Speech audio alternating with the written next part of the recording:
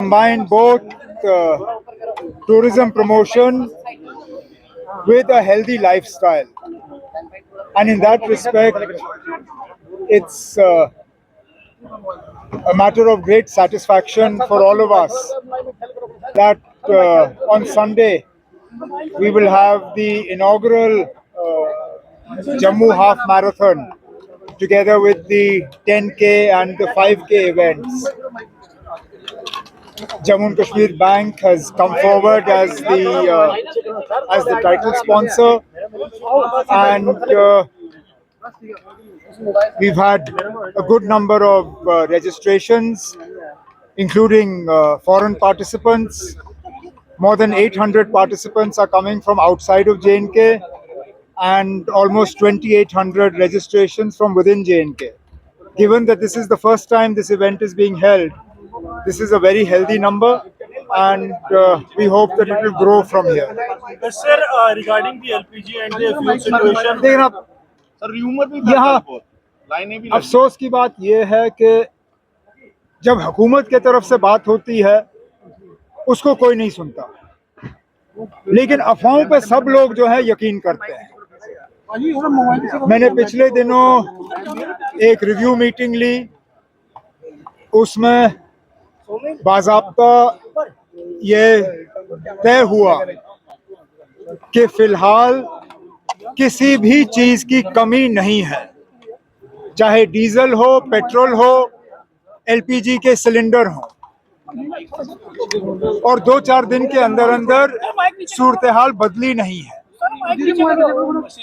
मरकज की हुकूमत ने भी वक्तन फवक्तन हालात का जायजा लिया है और कहीं पे भी राशनिंग या इस्तेमाल की कमी की हिदायत नहीं दी गई है।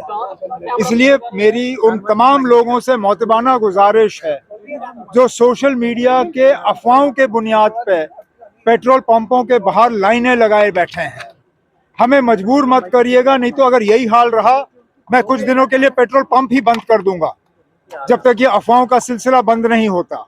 क्योंकि अगर अफवाहों की बुनियाद पे आप लोग पेट्रोल पंप के बाहर जो है डेरा जमाए रखोगे और जब हुकूमत आपसे कह रही है कि चीज़ों की कमी नहीं है, तो फिर खामखा हालात जो हैं वो बिगड़ जाएंगे। इसलिए मेरी सब लोगों से गुजारिश है कि आप पेट्रोल पंप के बाहर डेरा जमाना जो है बंद कर दीजिए। फिलहाल किसी चीज़ की कमी नहीं है। वज़ीर आज़म साहब ने कल एक मीटिंग रखी है ऑनलाइन 6:30 बजे शाम को, जिसमें मुझे भी शिरकत करने का मौका मिलेगा।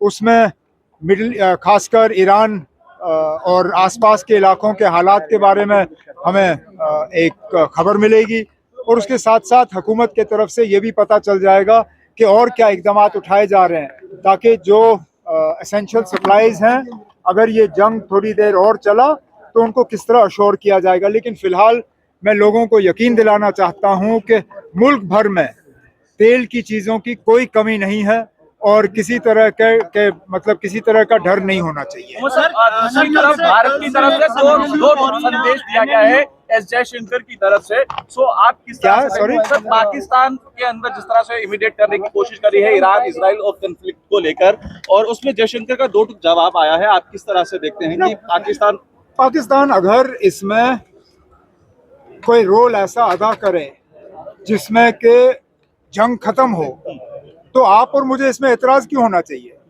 करें।